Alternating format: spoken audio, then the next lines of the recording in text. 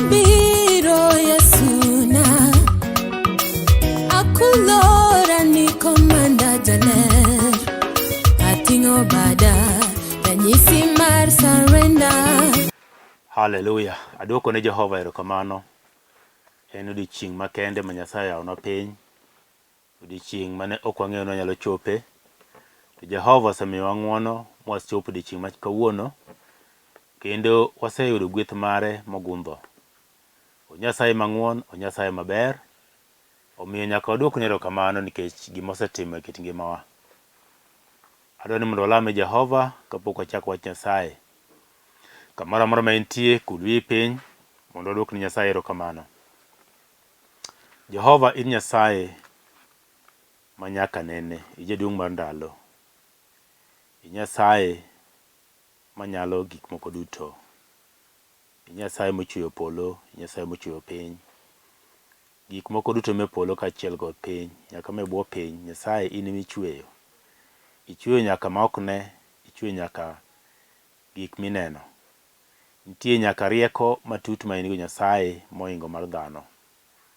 To kama wantie, wadwoko ni erokamano seche machalo kamagi nikech ng'wono mari mogundho misemiyowa. Arita ni maber miseritowago Nyasach kwe kuom juma mangima kendo chak wanenore. Ber mari osiko manyaka chieng'. Wachni Nyasaye en wach mangima, wach maler, wach manyalo. Kadhi chiwo wachni Jehova ne ogandani, to Roho mari maler mondo mi olwar e kindwa ka. Kendo mondo wach Nyasach kwe odhi okonye ng'ato chieng' machalo kama. Tadwoko ni erokamano nikech ang'eyo ni nitie ng'ato madhi yudo konyruok. Kendo gweth mar Nyasaye dhi lwar kuom ng'ato seche machalo kamagi. Omiyo adwoko ni erokamano mathoth nikech in jaloyo. Nyasaye ma ok lo, Nyasaye mangima, Nyasaye matimo gik madongo ma dhano ok nyal timo. Adwoko ni erokamano, duong' kod pak odog ne polo malo Jehova, e nying Yesu ma jawar. Amen. Kamoro amora ma intie, akwayo ni mondo iwach ni amen. Kapok achako, to adwaro ni mondo awach afulra. Iluonga ni Pastor Sam Boyi. Pastor Sam Boyi en jayalo mayalo wach Nyasaye e kanisa miluongo ni Cathedral of Praise. Cathedral of Praise yande an e branch miluongo ni Imara Daima. To sani koro antie kamoro ni Kangundo Road, dala mar Nairobi. Kidak Nairobi, Kangundo Road intie iagi Outer Ring Road. Caltex matindi iluongo ni Total Petrol Station. Buto moja 1 kanyo. Kanyama Kangundo Road ochakre kwa Outer Ring Road. Tidhi adhiya kode mikal kamoro ni Kayolo Junction. Kaeti idho kamoro ni Njiru. Njiru kanyo kapok ichopo Njiru Center, nitie kamoro iluongo ni Kakerema. Nitie petrol station kanyo iluongo ni Ola Petrol Station. Tok Ola Petrol Station kanyo mantie kanisa miluongo ni Kangundo Road Worship Center.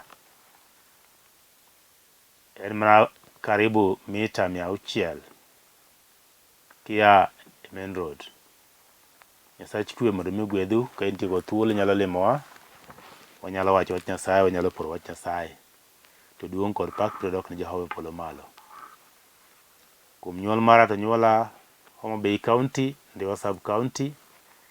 Kamoro nasembo Kanyikela Ranganya School. Nyasach kwe mondo mi ogwedhu mathoth. Adwaro mondo awadhi achiel kachiel e wach Nyasaye. Tabiro dhi somo buk mar Zaburi. Wi wach madawuoye kawuono en ni wich kuot biro bedo nyaka karang'o. Wich kuot biro bedo nyaka karang'o. Zaburi 89 matindo 45 wacho kama. Isesande kapod en rawera. Isesande kapod en rawera. Isekuodo wiye chuth. Isesande kapod en rawera. Isekuodo wiye chuth. Muma wuoyo kakoro ma wach Nyasaye, Daudi wuod Jesse mane Nyasaye oseyiero moketo ruoth mar jogene jo Israel, nokalo e mathoth kapod en kijana. To kata kana obedo ruoth, bende ne pod okalo mathoth nikech pod nogore gi jowasigu. To Nyasaye ne pod nitie kode, Nyasaye nokoweye. To nitie kinde moko mane Daudi nyalo lamo Nyasaye gi pi wang'e ka chwer. Daudi ne ywak ni Nyasaye seche ma weche ok dhi makare. Daudi ne en jalweny kendo nogore. Miyo momo wacho ni Daudi lwete nopong' kod remo. Omiyo ka nochopo kama Nyasaye nomro gerne ot, nokon Daudi nokibigerona ot sani nikech in lweti opong'o remo. Nikech nokedo ni Nyasaye. Nokedo kendo gima ne Daudi ong'eyo kit ngima ne en lweny. Ne en ruoth mane kedo gi jowasigu. To ka nokedo gi jowasigu, to nokedo gi jok mane ok dwar jo Nyasaye. To ne chopo kuonde moko ma Daudi kane lamo Nyasaye, to lame gi lit koa e chunye. Nang'o? Nikech gik moko nok dhi maber kaka nodwaro. Gik moko nok dhi maber kaka noparo. Gik moko nok dhi maber kaka singo mar Nyasaye nosebedone. Nyasaye nyalo singori gimoro kawuono, tinyalo rito. Nyamera, inyalo rito wadwa kuom higni gi higni. Ka gima Nyasaye nosingoni cha pok ochopo. Gima Nyasaye nosingoni cha pok ineno.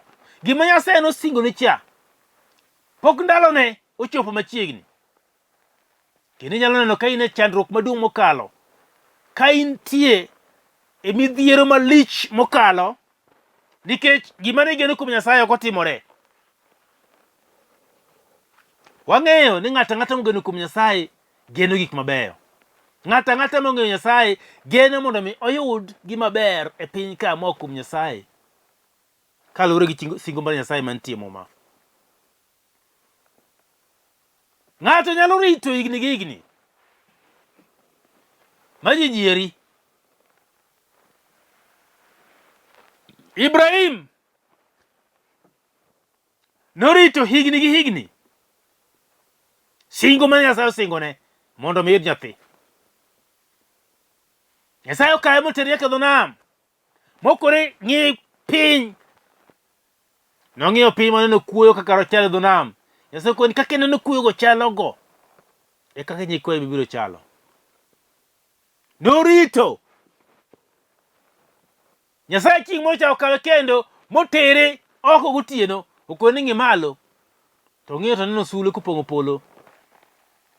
To koni kwana ne sulwego, okoni ok anyal kwano gi ruoth. Okoni kaka ok inyal kwano gi, kaka nyikwaye be ok bi kwan. To norito marom nade? Norito kuom higni gi higni. Ka Nyasaye osekoni adwa mondo bi aketi ibedo oganda maduong', kendo agoli kind jogeni, ateri e piny ma an madhi miyi, piny mane mang'eyo, daria e kind jogeni, kadhi loki idhi bedo oganda maduong'. Ibrahim nowinjo dwol Nyasaye kendo norito. To singo mar Nyasaye ne ok ochopo kaka nopare. Singo nyalo deko, gik moko nyalo budho. Ji nyalo neno ka gima koro wiyi rach, wiyi ok ti. Isebedo kigeno kuom Nyasaye higni gi higni. Gimoro nitie mane wach jatich Nyasaye mondo koni ibiro yudo gima kama kama biro timre kit ngimani, to pok otimore nyaka sani. Iserito. Ma ji osekuodhi mosewuoyo kuomi. Ma ji osejaro nyaka Nyasaye milamo, Nyasaye mitiyone, mowacho ni Nyasacheno dak timne, dak konye. Wan ok walam Nyasayeno to wadhi mana maber. En dak odhiyo maber to Nyasacheno dak konye sani. Nyasaye molamoni owuondore, ok olam Nyasaye. Onge Nyasaye molamo, oja wuondore. Opondo kuom Nyasaye. Dak wana e gigo. Ji nyieri, ji jari. Wich kuot Jose kelo kuomi. Uluongi gi nying te. Osemi nying te me piny ka. Jomoko ne koro mokoto wacho ni macha. Ng'ane ma jalamo cha. Usiga karo lemo ne ng'a lemo. To dakwane gima timore kundi gimane. Dakwane lokruok. Lamo ne dakwane kuma chomo. Jomoko temo. Nyaka semi moro miwe warruok. Iwe kata wuotho gi Nyasaye. Iwe kata luwo Nyasaye. Kik idhi kata kanisa. Nikech onge konyruok miyudo kuno. Jomoko osetemi gi yore te mondo idhi mar ka juoga. Nikare Nyasachi ni ok nyalo. Diteme ga juoga. Nyasaye onge. Ok onyal.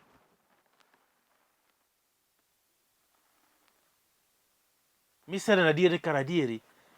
E otamore Nyasaye ok nyalo na. Ok onge.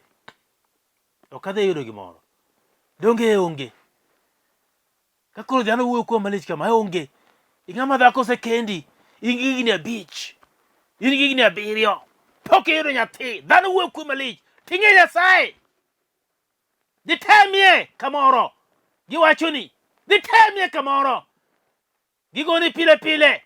Boyi. Ditemie kamoro. Ka Nyasaye ok nyal. Nikech paro mar dhano. To neno mana kama chiegni. Ong'e ni Nyasaye ok nyal.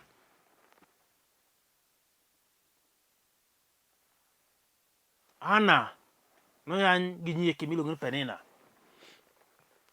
Higni marom nade? To ne ok odewo. Nodhi koywak ni Nyasaye pile ka pile moko Jehova ka chieng' moro ne kwidha kod nyathi. Mama ke lweta kama madhodhe. To Nyasacha nawe nyathino mabede odi matini. Omiyo wan gi janabi Samuel nyaka sano wasome muma. Mama manorito kuom Nyasaye. Orito. Wich kuot noneno ndi. Orito. Weche ne winjo te.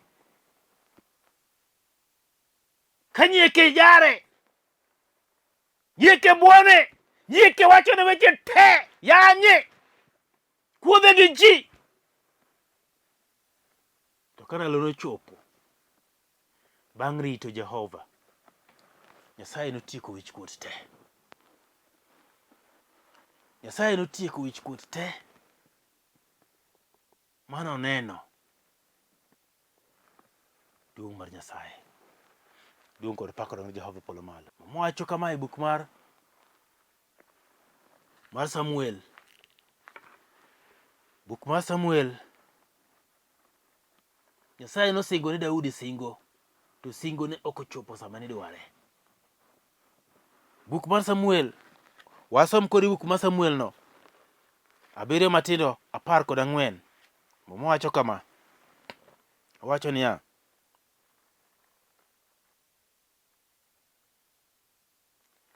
Samuel mar 2. Samuel mar 2. 7 matindo 14. Muma wuoyo kuom janabi Samuel kantie gima notimore kuom Daudi. Mowacho kama. Anabed wuon mare. Kendo enobed wuoda. Nyasaye wuoyo kod Daudi. Ka Nyasaye ne nomro gerne ot. To kone Daudi ni ino kibigero na ot. To achiel kuom kothi biro gero na ot. To Nyasaye okone Daudi. Ni to loch ok no aye odi nyaka chieng'. Kata sama wuoye ni loch poni ka Daudi. Kech Yesu ne kod Daudi. To kore ni nyathini no, kothi no. Anabed wuon mare. Mowacho ni anabed wuon mare kendo enobed wuoda. Kotimo keth. Anachwade gi luth kaka chwado ji. Nyasaye chwado ji. Nyasaye chwado ji. Anachwade kod luth kaka achwado ji. Kendo kod chwat mar nyithind dhano. Nyasaye chwado ji. Ng'ama oketho ni Nyasaye nyalo chwade. Nitie ji ma dhogi mit. Milo wach sa asaya. To ng'ani Nyasaye mowacho Nyasaye ok en mbas ng'ato. To bende onge gima Nyasaye kia. Dhano nyalo wuoyo kaka dhoge to dhano no pache tin sana. Ok nyal chopo kuom paro ma Nyasaye nigo. Obe mowacho ni pach Nyasaye oingo paro mar dhano. Ni kaka polo kod piny bor oyombore. E kaka paro ma Nyasaye mar dhano boyombore. Dhano nyalo wuoyo kaka dhano ko paro ni gima wacho no longo kata riek. Lakini ma Nyasaye nigo e wach mabiro gik. Sama dhano nyalo wuoyo kuom gik moko, ginyalo wuoyo, to ma wach Nyasaye ema nyalo chwado ng'ato. Sama iketho ni Nyasaye. Nyasaye nitie kod jogene, mano gima mowacho. Nyasaye nitie kod jogene. Miyo nitie gik ma nyalo timre kind dhano. Ka dhano paro ni kama ogike na mogikie. Kamino ni segikeno. Kata mana mar Nyasaye pok ochakre kanyo. Nikech pok gik mwisho. Pok gik gikoni. Tieno ni kisegik kamigikeno. Pare ni kata mar Nyasaye pok ochakre gi kanyo. Nikech Nyasaye nitie gi gigene kako otiyo, gi kako otimo tije. To Nyasaye be ok tim kaka paro mar dhano wacho. Emomiyo onyalo biro ne ng'ato e sama en owuon emohero. To obiro ne ng'ato mana kalure gi chuny ng'ato kaka chalo kod en. Mana ka chuny ng'ato tudre gi Nyasaye, e ka Nyasaye nyalo donjo kuom ng'ato. Inyalo neno ni isekalo e lak masiche. Isekalo e weche mathoth. Isekalo e gik moko miseneno. Podi ng'ama tin minyalo wacho ni, "Ei, iwacho ga ni dak aming'a. Dak aming'a miyo ng'ato neno mathoth. To kara an pok adak aming'a to aseneno mang'eny." Inyalo neno mang'eny kapod itin. Inyalo neno mang'eny kapod itin. Kendo inyalo winjo weche mathoth kapod itin. Kendo iti nyalo lerore kapod itin. Kendo weche mathoth nyalo gangore kuomi kapod itin. To duto te katimore to nyalo timore mondo mi Nyasaye bende oyud thuolo e kit ngimani. Mondo mi Nyasaye bende odonj gi teko mare e kit ngimani. Mondo mi Nyasaye bende odonj malok kit ngimani. Gi gima timore e kit ngimani. Nikech o Nyasaye manyalo. Miyo gimoro amora matimre e kit ngima dhano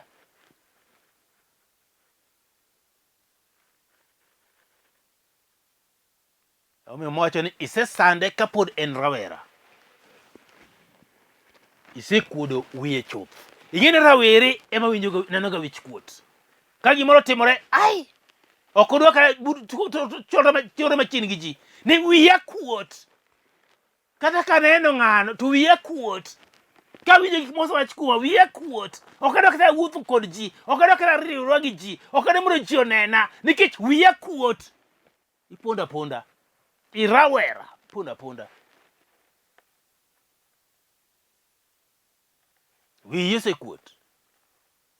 Nikech gik matimore e kit ngimani gin gik makuodo wich. Bende nitie gik moko manyalo kuodo wi ng'ato. Kata mana nyim osiepeni, kata mana nyim beseni, kata mana nyim wedeni. Ka wiyi kuot. Tema kawuono biro kapento, wich kuot biro bedo nyaka karang'o? Mwacho kama. E Zaburi mwana mwasomono. Matindo 26 nyaka 29 wacho kama. Eno yuagna ni in e wuora. Eno yuagna ni in e wuora. Nyasacha kendo lwanda mar resruokna. Sama koro isefwenyo ni Nyasaye en e wuoru. Nyasaye en lwanda ni. Jowadwa lwanda en lwanda. Lwanda ok barre. Lwanda onge ng'ama nyalo muko. Lwanda onge nyabaro. Mwacho ni eno yuagna ni ine wuora. Ine ywak ni Nyasaye, sano no ywak ni Nyasaye. Ni Nyasaye ine Nyasacha, ine wuora, ine manyalo dok kuomi, ine manyalo biro iri, ine manyalo moko kuomi, ine manyalo geno kuomi. Ine wuora, onge wuoro machielo manyalo konya mak mana in. To mama wacho nang'o? Wacho ni ine wuora, ine Nyasacha. Kendo Lwanda mar resruok na, idhi manyo resruok mari kuom Nyasaye. Seche ma weche osebedo matek, ma piny osemoko kodi, kendo piny osedong' kodi. Jowadwa, piny donga gi dhano. Weche moko ga kuom dhano. Piny nyalo dong' kodi. Nyalo dong' kodi mosiepe te ringi. Nyalo dong' kodi mawede te boli. Nyalo dong' kodi excuse me. Nyalo dong' kodi michal ng'at maraura. Michal ng'ata ng'ata. Piny osedong' kodi. Piny nyalo jwang'i. Seche ma piny otimi kamano kiparo Nyasachi, midhi miywakne ni ine wuora, ine Nyasacha, ine Lwandana, ine kar resruok mara. Nyasaye mipolo malo biro ni kendo biro muli. Obiro maki gi lwete ariyo. Obiro bedo kar resruok mari. Kendo mowacho ni an bende namiye bed nyathi mara makayo. Hallelujah. Nyithindo makayo gin nyodo mokwongo moyawo ich. En nyodo mokwongo ei dala. En nyodo mokwongo e ot. Nyathi makayo oherga gi janyuol. Gimoro amora nyathi makayo miyo. Nikech en mokwongo e dala. En mokwongo e ot. Koro ng'ata ng'ata makayo jonyuol nyaka here. Mowacho ni an aketi obed nyathina makayo. Nyasaye nomi bed nyathi mare makayo.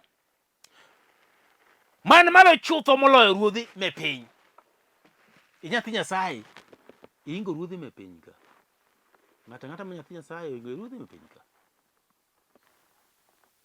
Ng'at moseng'eyo Nyasaye hakika kuom adiera en ng'at moingo ruoth me piny ka. Nang'o? Nikech Nyasaye me polo malo kosekayi moting'i malo moketi ni koro in nyathine, ichalo nyathi makayo.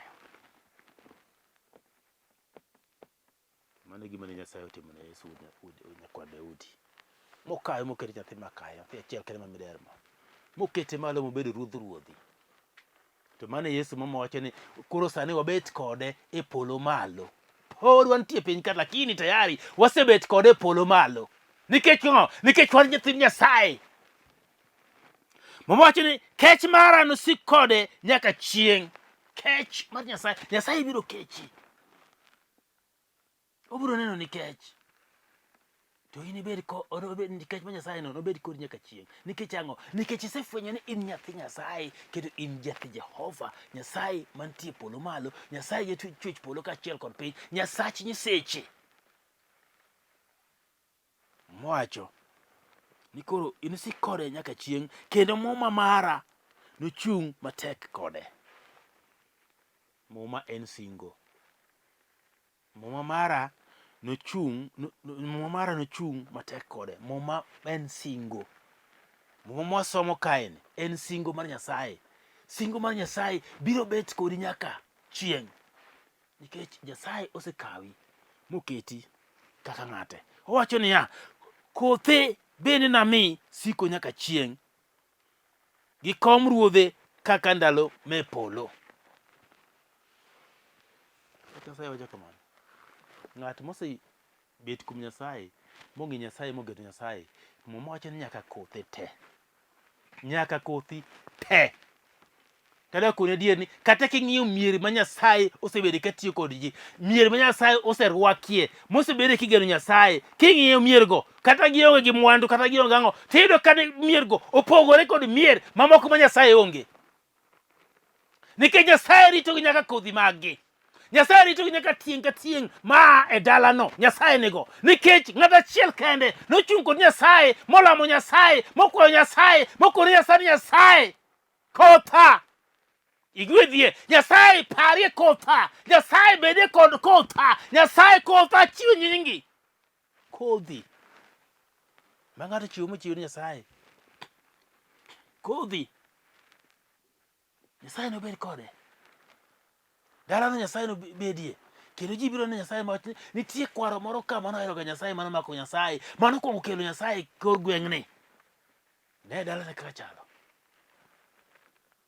Pim ng'at mogero Nyasaye, pim ng'at mowuotho gi Nyasaye, pim ng'at morito Nyasaye kod ng'at ma onge Nyasaye. Mier ariyo go nyaka nitie lokruok. Kendo nitie pogruok. Kech nitie kama Jehova dhi obeti. To ok odwar tugo. Gima biro timre kanyo, Nyasaye mong'eyo. Kech odhi rito jogene. Mwache matindo 40 niya, iseturo chiel mage duto, isemuko mieche mag ohinga. Nyasaye nyalo turo chiel. Madhano paro ni odake, ni kendo en sawa.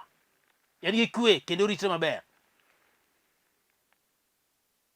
Nyasaye nyalo biro maturo chien no. Kech ijasik Nyasaye.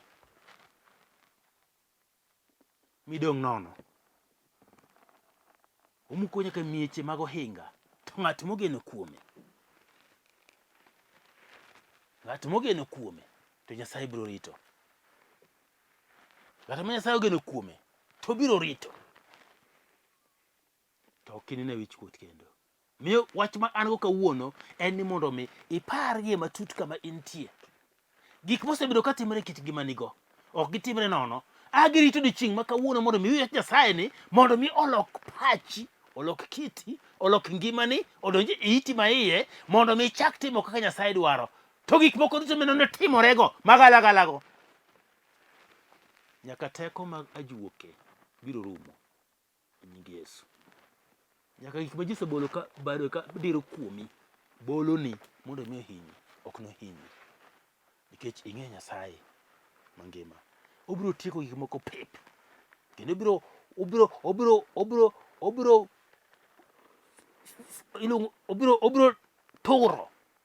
obiro turo matindo tindo. Nyaka ratege ma jachien osebedo ka tuyo godo ji. Obiro turo matindo tindo.